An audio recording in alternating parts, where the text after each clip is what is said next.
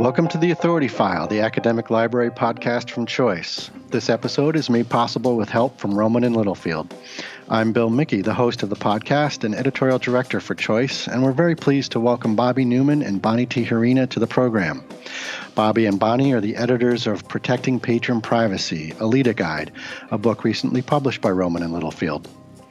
Bobbi is currently a community engagement and outreach specialist at the National Network of Libraries of Medicine at the University of Iowa, where she helps public libraries meet the health information needs of their communities.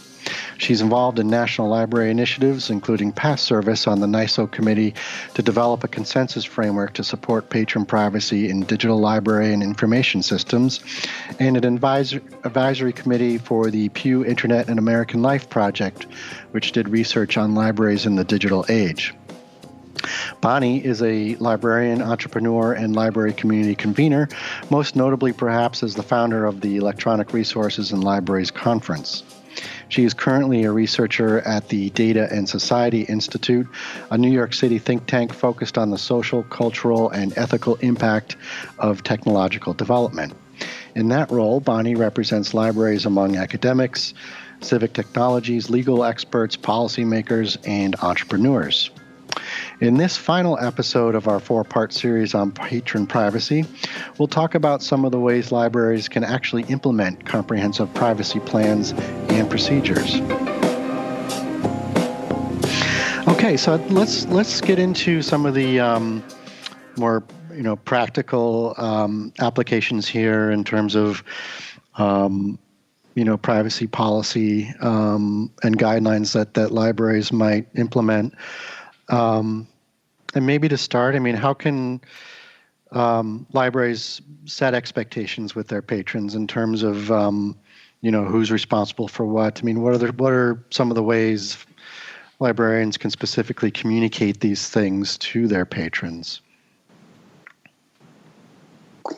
So I think probably the most important thing is transparency and communication. Whether that's communicating, this we're collecting this data and this is why, this we're going to use it for, or we're sending you off to these third-party services, and just so this is what's being collected, that kind of thing. So for me, I think setting the expectations is all about what you're communicating. Mm-hmm.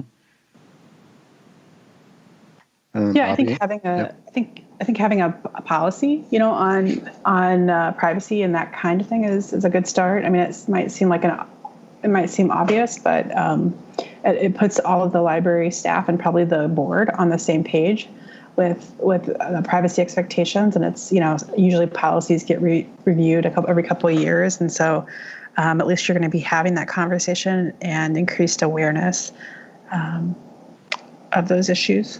Mm-hmm. And then, any recommendations about how libraries can implement? This just seems like there's an enormous volume of procedural issues associated with, managing all the implications around privacy. Any recommendations on sort of how to approach that? You mentioned earlier, conducting an audit. What are some of the first steps, I guess, in terms of grappling with that sort of potential volume of procedures that might be needed to be implemented around privacy? Well, so in one of our chapters, the chapter on one of the case studies at the City University of New York, they talk about a privacy audit that they were in the process of implementing. And I think, that they were sort of looking at it from several different levels. They were looking at it from everywhere from the level of permission and access for staff to a range of patron staff records. So just sort of taking a look at what are our levels of permission. Do everyone that has certain levels of permission, do they need to? Looking at time frames for deletion of specific patron and staff records. So how long do we need to keep things? looking at technology in terms of the encryption of patron data, looking at protocols for notifying patrons if their records are going to be looked at, having things set up like daily purges, limiting access to certain personnel to see certain information, even to training, so reminding staff, informing them to log off, especially if they're using systems that have patron-related information, logging off when they walk away. So there's in the book we do talk specifically about the sort of this example of the auditing that happened there. Bill Martin from NYPL also talks a bit about sort of looking at how to collect, how to classify the different types of data that are coming into the library, and thinking about them in terms of how serious it would be if any of that information got out, sort of like prioritizing the risk level for different types of data. So, I think the book kind of touches on a few chapters about how a library can sort of start to audit themselves and think about internal to their organization, how they're handling data from the communication perspective, from the technological perspective, the cybersecurity perspective, and also in terms of practices and protocols. Mm-hmm. And Bobbi, I mean, maybe you can talk a little bit about some of the general takeaways about setting expectations. I mean, you talked a little bit about this, but setting expectations and procedures around, dealing with vendors and other third-party players, at least in the context of technology that's being implemented within the library, and so we don't need to get into sort of technology or companies that are sort of out of the purview or control of a library setting. But what should librarians be aware of when they're either about to implement, or maybe want to revisit and have a conversation with a vendor about the policy or privacy policies they want to implement within the library that might have an impact on library technology specifically? Well, I think a couple things to keep in mind is that often the staff that we have in libraries doesn't necessarily have an MLS or comparative training, right? Mm-hmm. So right. The person making the decisions about your vendor contracts might have, an IT background or an MBA or something like that, depending on the size of the library. And so,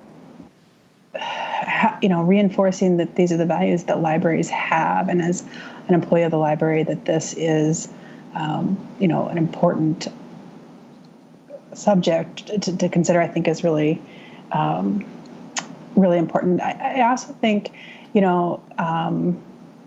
said, not to talk about companies the library doesn't have any control of, but I think we have to at least think about, when we're putting up a Facebook page for the library, what we're asking patrons to do when they go there. So, it is a great communication tool, but I would encourage libraries not to make that the only source of information, for their library. Bonnie, anything to add?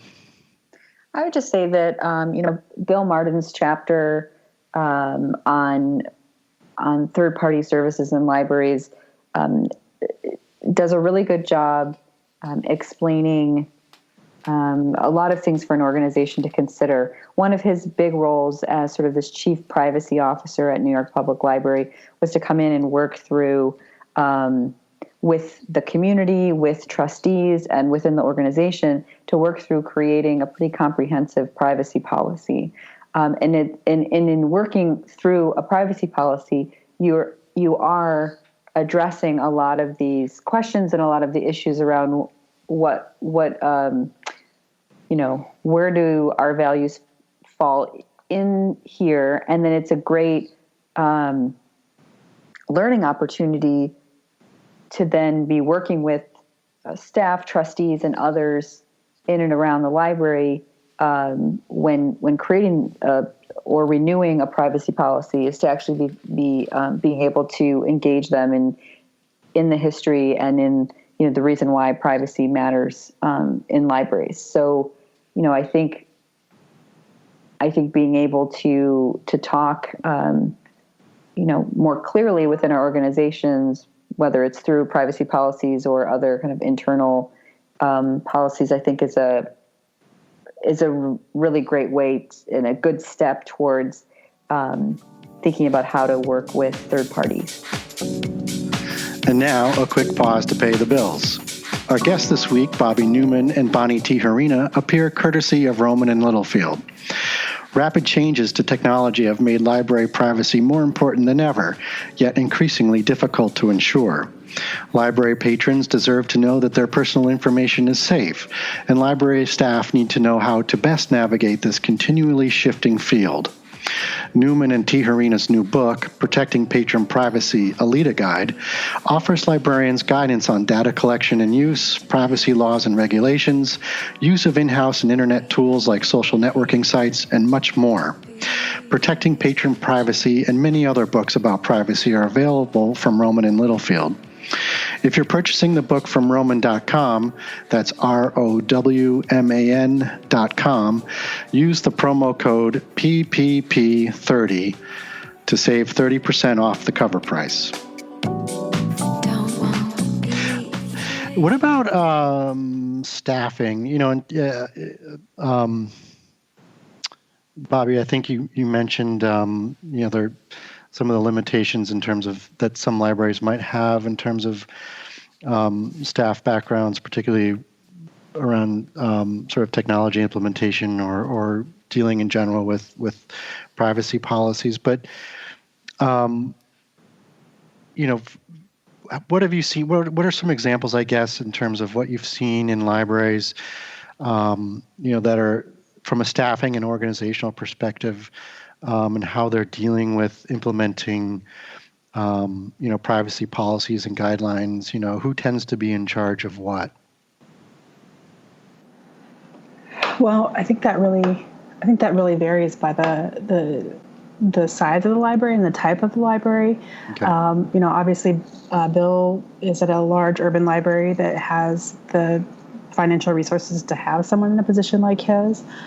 Which is great, but I got off the phone this morning with somebody who's operating in a rural library in the Midwest. They have one staff member who is the director, who has an NLS, and the other 3 staff members are part-time. Okay. And I guarantee that one full-time staff member has a lot on their plate. Yeah. The other thing is that often libraries are part of the city government, and so sometimes the city IT is in charge of things like that. Mm-hmm. Or if they're part of a school district, that the school district may be making those decisions. So I think it varies pretty widely. Okay. And I guess considering, just thinking about libraries in an academic setting, and I suppose this could apply to public institutions as well, but, colleges and universities clearly want to exploit the latest, technology advances, want to show off how technologically advanced they are. But, are there any recommendations you can provide in terms of how library leadership could partner with school or even public officials to, develop a parallel track for privacy awareness and implementation, just to make sure that there's a broader community that's aware of what a library's concerns are around privacy? Yeah, I think the library, because of our history and our background in this area, I think we do have a bit of kind of solid ground to stand on in terms of saying, we as me as a library leader on this college, this is an area that we as a profession have a history in and have an interest in, and I think libraries have should sort of have that role as leaders in this area, bringing up concerns, bringing forward, the questions. Obviously, libraries want to play well with others on campus, but I do think that by coming with a good set of questions, I think some of those questions are explored in the book. I think specifically to Andrew D. Asher's chapter, where he talks about his chapter title is Use, Security, and the Ethics of Data Collection. And in his chapter, he specifically talks about some of the things, the ethical issues to consider in terms of risks and benefits when collecting data about people on a university campus. And I think that would be a great chapter for someone in a library leadership position in an academic setting to read and consider, because some of the language he's talking about comes out of thinking about other disciplines, departments and disciplines that would be on your university campus, and how they deal with data collection in terms of obtaining consent, considering questions like, will this person whose data we're collecting benefit from the work we're doing, or is this something that's going to be beneficial years down the road? Who will have access to this data set? Just questions that researchers on a university campus have to ask, especially if they're going through IRB or some sort of review of their data collection practices when it comes to, human subjects of anybody. Academics would understand what that process is and sort of the ethics of research. So I actually think the libraries, have that almost to their advantage, that they're on a campus where there is already concern about data collection in terms of research. So I think this could just be another leadership role that a library could play on a campus.